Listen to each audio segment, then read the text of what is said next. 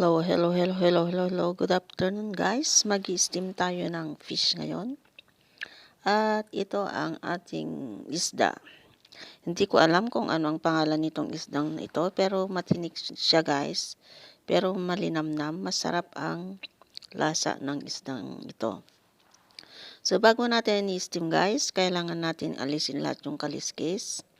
Linisin natin mabuti, yan, para maganda ang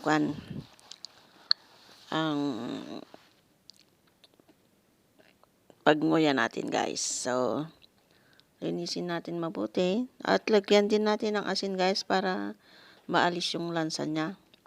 Ganyan ko siya inaalis yung dugo sa kanyang katawan. Kasi pag hindi maalis yung dugo niya guys, malansa siya. So yan, kinikis-kis ko siya ng asin habang binabras siya. So yan na nga guys, malinis na ang ating asin, ay ang ating isda. Nilinis ko siya ng asin para hindi siya malansa at masarap siya guys. So yan, napaliguan nating mabuti ang ating isda at ngayon na nga ay magpakulo na tayong tubig at ilalagay na ating isda.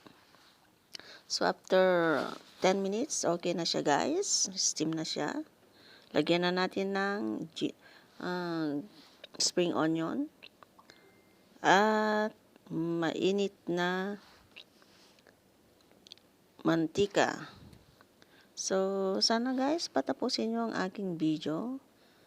Thank you very much for watching. Please support me guys. Yan na nga ang soy sauce. So that's it guys. Thanks for watching. Bye.